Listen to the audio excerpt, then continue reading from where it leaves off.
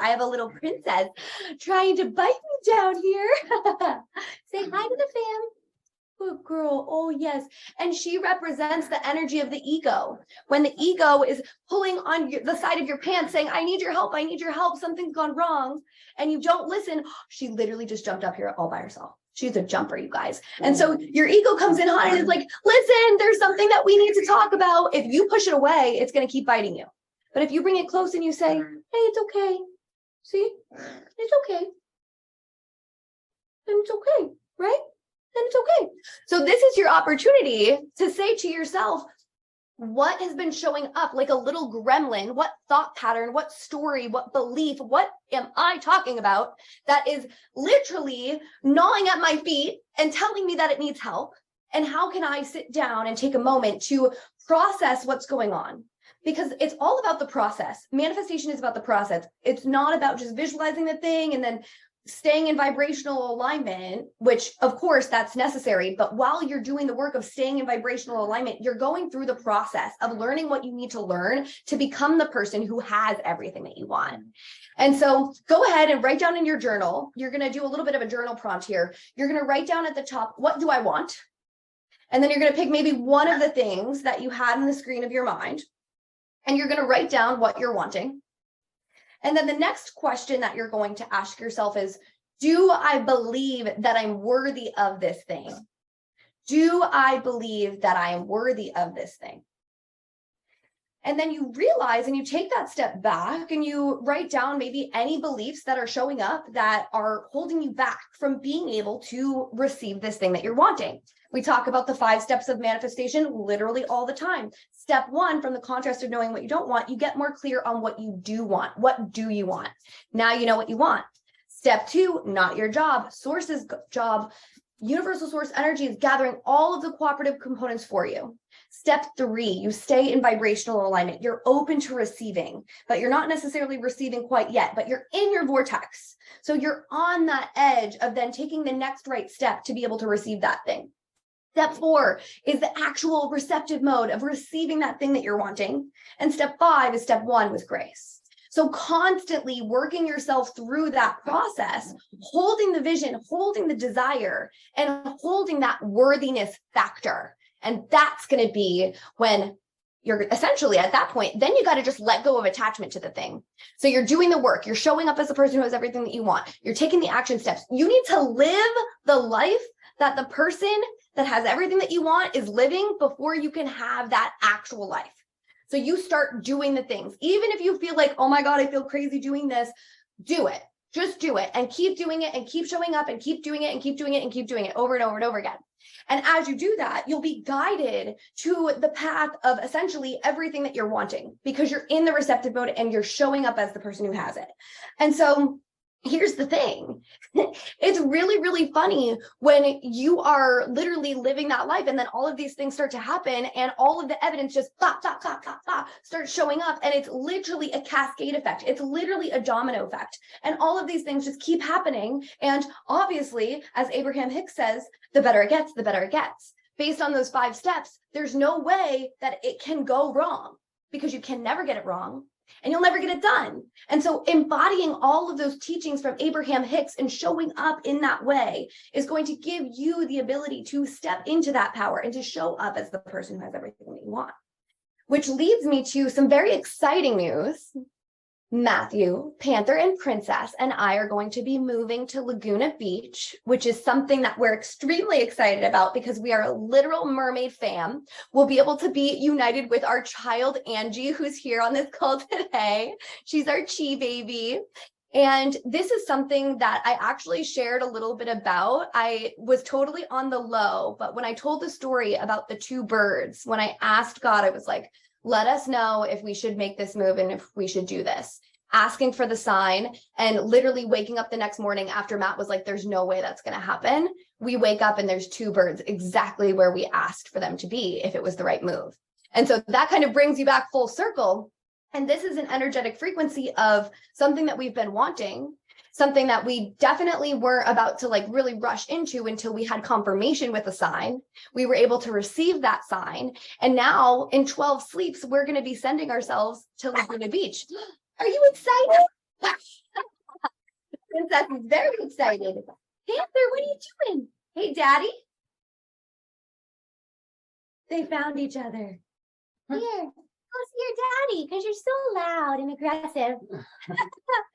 So we're very excited for this.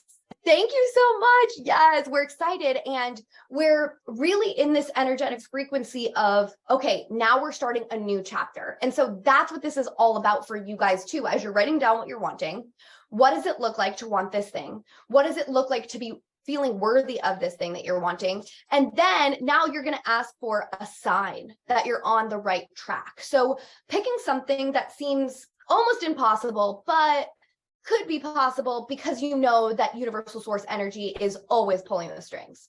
So what is a sign that you can choose? I always like to choose the sign of a turtle because turtles go so far back with me, and the Gene Key one is related to the turtle. And it just so happens that I used to collect turtles when I was younger. So it could be something like that for you. Gabrielle Bernstein uses an owl. And it just so happened that at the last DJ event that I was guiding meditation at, the interior designer who created our meditation lounge ended up putting an owl there. And I was like, Gabby's here. Oh my gosh. So that was a sign that I didn't even ask for. So there could be things that are showing up for you that are giving you that confirmation that you're not even asking for this sign. But we're going to go ahead and lock this sign in with the meditation right now. So ground down into the sitting bones. I want you to change the cross of your legs if you haven't already. We are going to, and yes, a rose, exactly. Roses are another sign. Thanks, Mom. So good from my confirmation. St. Teresa of the Little Rose. And we actually have a rose on our counter right now. So definitely a sign. Ground down into the sitting bones, grow tall through the spine, soften the eyes to close. Start to deepen the breath, breathing in through the nose, fill the belly, fill the ribs, fill the chest. Exhale, soften the chest, relax the ribs, release the belly. Continue with that breath pattern and visualize in your mind what you're wanting. Visualizing yourself as having it. What are you wearing? How do you show up? What knowledge have you acquired to be able to hold the frequency of this thing? How does it feel? Taking a big, deep breath in, fill the belly, fill the ribs, fill the chest. Slowly soften the chest, relax the ribs, release the belly. And now we'll walk through the 5-step process popularized by Abraham Hicks to essentially this exact thing that you're wanting. So taking a moment to get ourselves into step 1 in our mind, which is from the contrast of knowing what you don't want, you get more clear on what you do want. So what is it that you don't want that provokes you to want this thing? Maybe it's the way that something is right now. For me, it was everything is great about Arizona, but there's no ocean. There's no ocean. There's no ocean. And so for me, that's contrast. From the contrast of knowing what I don't want, I get more clear on what I do want. What do I want? I want the ocean. So now I'm clear on what I'm wanting and I'm seeing it in my mind's eye. My eye gaze is turned inwards and upwards. Your palms are facing upwards in a gesture of receiving. And then you shift into step 2. You call on universal source energy, all of your angels, your ancestors, the saints, God of your own understanding. And you just allow that frequency to feel good. I envision myself just laying in the part of the ocean that doesn't have crashing waves when you go in deep enough and you can just float there. And I'm just floating, trusting, believing, ... ready to be receiving.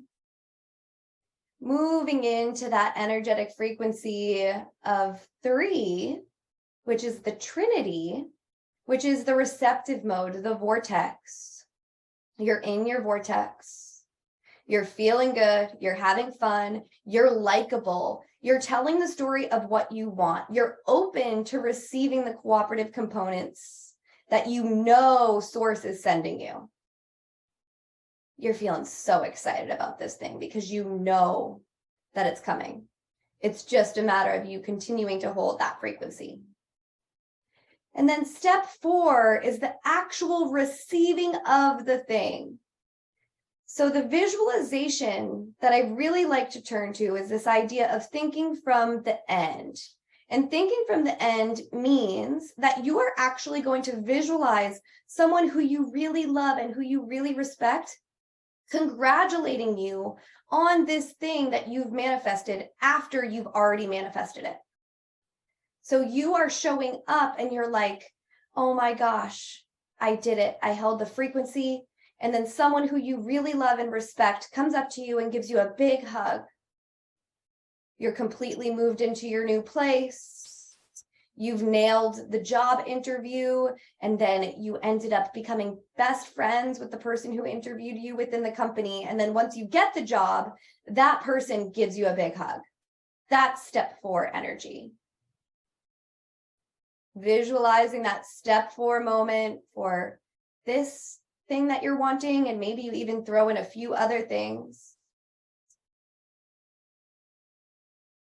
Taking a deep breath in to seal that intention, and a full breath out.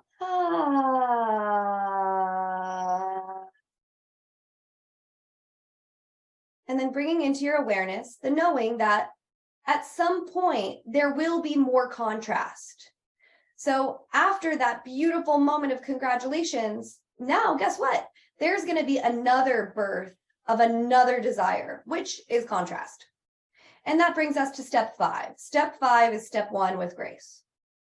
So stepping in and leaning into this idea of contrast and knowing that what you don't want gets you more clear on what you do want. And then being able to step in your power and go through all of those steps again. Hands come to the heart center, a gentle tuck of the chin, activating Jalanda Bandha, feeling that neck lock, activating the Taurus energy, growing roots down into the seat, feeling grounded within your intention, feeling excited, noticing the energetic frequency of desire,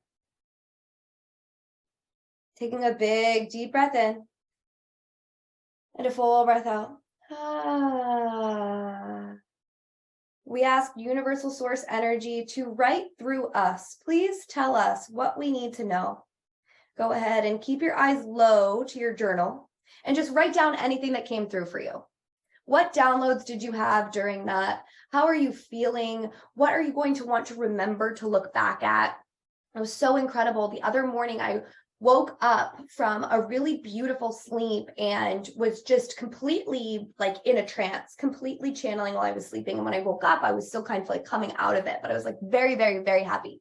And us is like, stand up and go grab your journals, grab all of your journals and look at this day from every single year within all of these different journals. And so, of course, a lot of you guys know that my Saturn return just started. And it just so happened that 7 years ago, I graduated from college with my business management degree, and I completely forgot about this, but I was the only girl in my class, and I was the top of my class. And there was that picture of me with all of my stuff on, and it was so fun to like look back at that memory.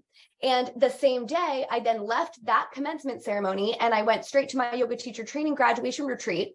And then there's me with all of my yoga teacher training ladies, and just the polarity within who I am and the ability that I have to take action, but then to also be in that very divine feminine energy. To see that was so beautiful. And so of course, us energy is like, go grab your journals and go look at everything.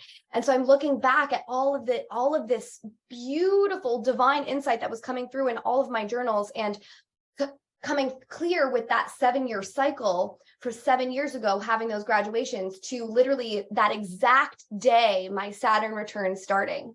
And your Saturn return is a really interesting time. A lot of Saturn return can kind of get a bad rap because Saturn return is like the ancient sage teacher who will like whip you into shape and like is kind of like, seems like they're being mean to you, but is only like that because they really love you and they know that you're worthy and you're powerful and that you should be doing great. And so Saturn can take away a lot of things in your life, things that maybe aren't serving you. But the really cool thing about that type of a teacher and a wise sage is that when Saturn comes back to the same place every 27 years, to the same place in alignment with where you were born, it's an opportunity to really understand that cycle of growth and what has worked and what hasn't worked. And so anything that hasn't worked will just be completely wiped away. And abiento, like, or au revoir, like, you can't see it anymore. It's totally gone. But when you've been working really hard, and not necessarily working hard, but playing really hard, and like letting source work through you, and all of these things are showing up and are doing really well, it just actually adds a lot of momentum, because a lot of Saturn returns actually tend to be within the 10th and 11th houses, which the 10th house is career and the 11th house is influence and groups and fame. And so it gives you a lot of momentum to be able to continue to ride the wave of whatever you're doing and to create from a really conscious place. And so it's very, very exciting that all of those things happened like that. So Us Energy wants you guys to take a moment to pull all of your journals and look back at this time in all of them. So like you could look at all of May, like look at May in most of your journals that you have, and just take some time over the weekend during this new moon to give yourself so much credit for everything that you've been doing, to really look at your story and be like, holy shit, there are no mistakes with my story. Like everything is happening exactly the way that it's meant to. Anything that you're freaking out about can be completely quieted just by looking at the beautiful words that you wrote literally through universal source energy onto the pages of every journal that you have. And that was just so massive for me. Jillian said, I just did this with my journals a few weeks ago. It's amazing to see where I am compared to where I was. Yes, it's so beautiful. Humans are so cool, right? We get so much done, and time is such a literal illusion, to the point where everything is happening all at once. And this isn't about like, okay, there's the old earth and then there's the new earth, and it's just one old earth and just one new earth. Actually, what it is there's multiple different realities going on all at once, all the time. And you're only able to see the reality that you're projecting. So this is about you creating a thought bridge from your version of the old earth, which is the fear-based reality that you're projecting onto the world. And then noticing that fear is literally just you believing in a reality that you do not prefer. And that's Bashar. Bashar says fear is thinking and believing and literally living in a reality that you do not prefer. And so all you have to do is shift gears into a reality that you would prefer by telling the story of what you want.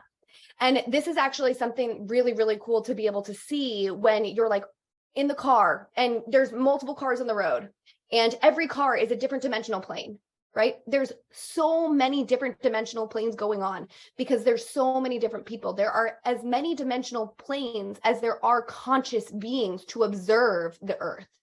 And so the earth is this ever evolving, always expanding thing. And there's so many different vibrations going on, but you have the opportunity to slowly start to see the world differently. So you're creating your own version of the new earth. And that's just a matter of the way that you're looking at things. And you can shift as quickly as you want because you are your own power source. So if you're thinking a thought that doesn't feel good, you're seeing a shitty world. You're seeing the old earth. You're attracting more people who see the world that way, because that's the vibrational frequency that you're on. But you can choose to shift to a reality that you prefer at any point. We love it. We love it.